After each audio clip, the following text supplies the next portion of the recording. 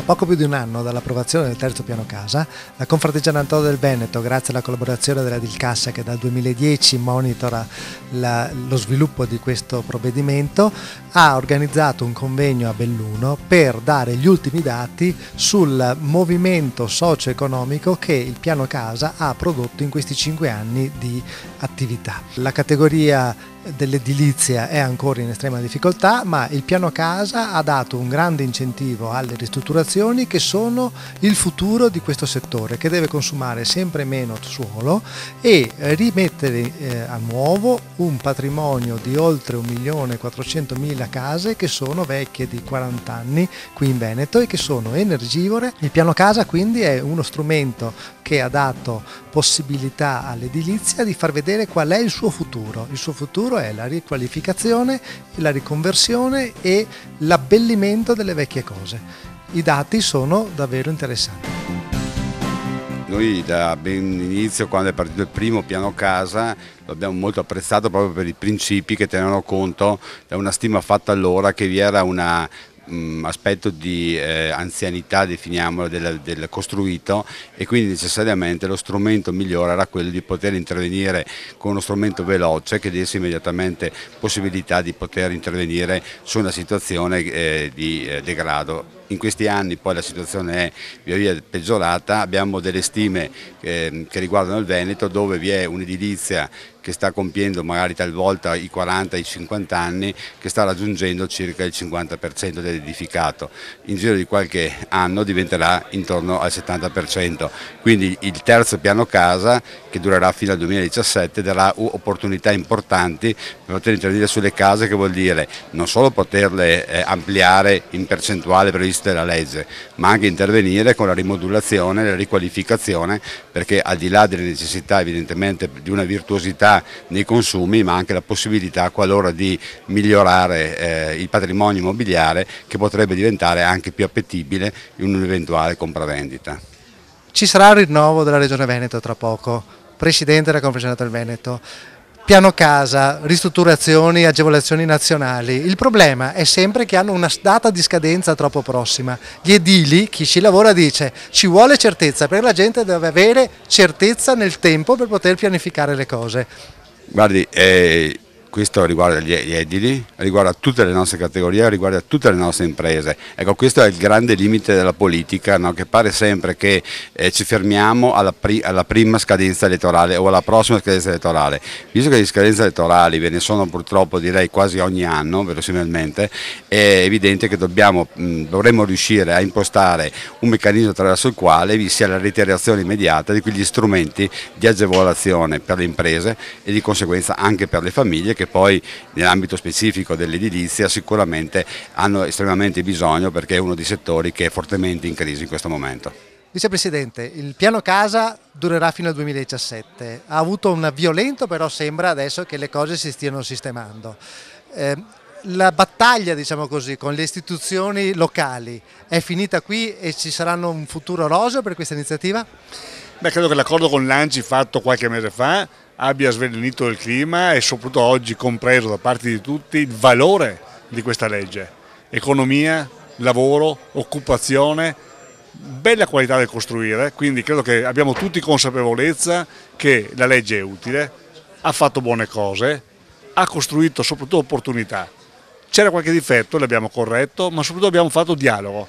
Resta qualche, come si dice, l'ultimo dei giapponesi nell'isola deserta che difende un qualcosa che non ha senso. Beh, lasciamolo fare, noi guardiamo al futuro dei veneti. Quando costruisci lavoro e occupazione oggi, con questa crisi, sei dalla parte giusta.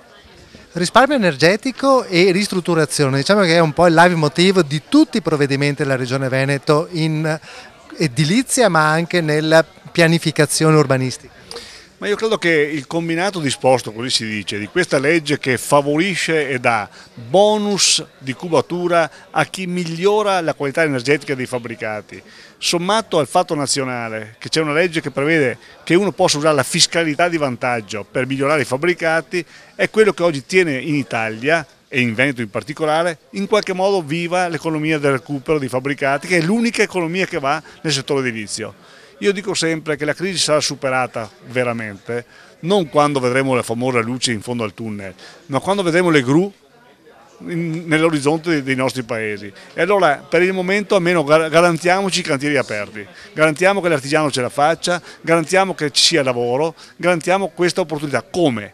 Migliorando la qualità dei nostri fabbricati, e il recupero energetico, la qualità dei fabbricati è la base di questa nostra volontà.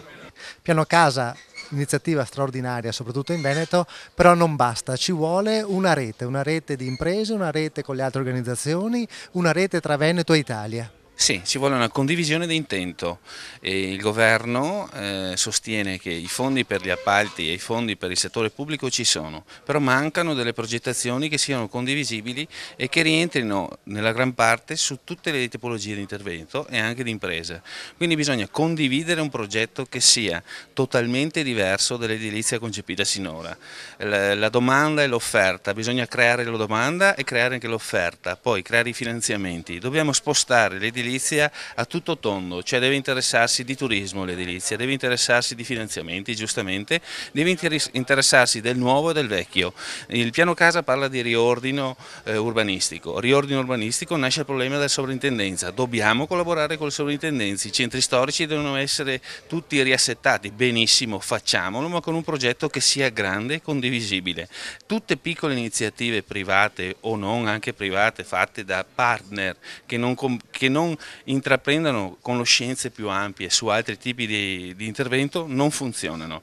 Lo Stato vuole che i progetti siano di massima intensità e che siano condivisibili sui massimi territori, quindi significa che noi, ANCE, CNA, tutte le sigle sindacali, ma sia dei datori di lavoro che dei lavoratori stessi, si collaborino in un progetto che sia molto più grande e che sia totalmente diverso di quello che è stato concepito l'edilizia sinora. Il futuro non è sicuramente l'offerta che segue la domanda, assolutamente. Il futuro è fare tendenza, noi possiamo farlo, siamo molti, anzi siamo gli unici e possiamo fare la tendenza, la nuova tendenza dell'edilizia, volta al sociale, volta alle giovani coppie, volta agli anziani. Abbiamo sentito dire che la Regione avrà dei tagli in sanità. Perché non pensare a progetti che vadano nell'edilizia sostenibile e per la terza età? Perché? Perché dobbiamo risparmiare anche da quel lato e noi possiamo fare progetti, certo che possiamo farlo, quindi ci metteremo davanti e vedremo se altri si uniranno a noi per creare un nuovo intento sull'edilizia. Comunque dovrà sconvolgersi totalmente l'edilizia del futuro anche come concetto. La domanda dell'offerta sta inchiodando il mercato, prezzi che si abbassano per ricercare commesse, ci stiamo autodemolendo praticamente, non si va avanti così, bisogna riformare l'intero sistema. Voi avete cominciato dal 2010 a monitorare la situazione e l'evoluzione del piano casa e il suo impatto socio-economico. Quali sono i dati di questa edizione di aggiornamento? Allora, dopo 4 anni di analisi, di indagini, siamo giunti ad un risultato veramente significativo.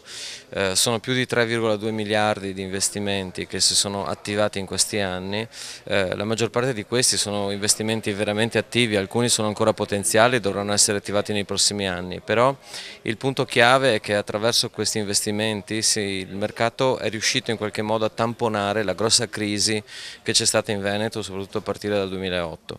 E il piano casa con questa capacità di investimento è riuscito in qualche modo a salvare 8.000 imprese e oltre 14.000 posti di lavoro. È come se il piano casa fosse riuscito a salvare. Ovviamente non esiste solo il piano casa nel mercato, però certamente l'iniezione di lavori che le imprese hanno avuto dal punto di vista dell'attivazione, stiamo parlando di quasi 80.000 domande in 4 anni e soprattutto di 72.000 lavori avviati. Questa iniezione è stata un'iniezione che ha salvato in qualche modo una parte del mercato. C'è molto ancora da fare ovviamente, il piano casa da solo non basta, però certamente questo strumento è uno strumento che ha mostrato tutta la sua validità per il sistema, non solo dell'offerta ma anche della domanda. Ho visto che c'è stato il sorpasso, cioè qualche anno fa il nuovo valeva il 60-65% del giro d'affari dell'edilizia veneta, adesso è il contrario, cioè la ristrutturazione ha superato il nuovo. Non solo ha superato il nuovo, ma andrà ancora più in là, perché ormai stiamo arrivando a quasi il 70% di investimenti sulla ristrutturazione complessivamente in Veneto, e il dato più eclatante dell'indagine che presentiamo oggi è soprattutto il fatto che nell'arco degli ultimi anni i permessi per costruire sono diminuiti del 70%, dall'inizio della crisi sostanzialmente. Il che significa che il mercato della nuova costruzione si è ridotto esattamente ad 1/3 rispetto a quello che era prima del periodo della crisi. Oggi c'è tanto da fare, infatti parliamo anche di rottamazione delle città. Abbiamo bisogno proprio di mettere mano al nostro patrimonio costruito, che è un patrimonio energivoro e sul quale dobbiamo investire molto proprio dal punto di vista della riqualificazione energetica ma anche urbanistica.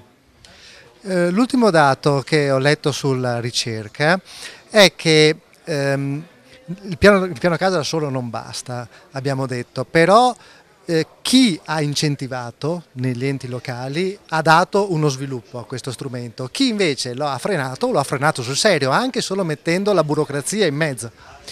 Beh, questo è un elemento abbastanza interessante che emerge, cioè il fatto che alcune amministrazioni hanno creduto in questo strumento, anche perché è uno strumento che costruisce sul costruito e quindi non consuma suolo e dà delle opportunità a chi ha alcune decine di migliaia di euro da investire di poter ampliare la propria abitazione o di migliorarla sotto il profilo qualitativo. Questi sono piccoli investimenti che in alcuni casi sono stati agevolati dai comuni, e un campione di 9 comuni che abbiamo sviluppato su comuni incentivanti rispetto già a quanto incentiva il piano casa e 9 comuni non incentivanti hanno dimostrato che gli investimenti, lo scarto tra l'uno e l'altro è di più del 25%. Allora significa che alle volte chi ci crede, sia anche in questo caso delle amministrazioni, ha dato non solo un impulso al mercato ma anche delle risposte a una domanda che esisteva e che forse non trovava negli strumenti urbanistici attuali un'adeguata risposta.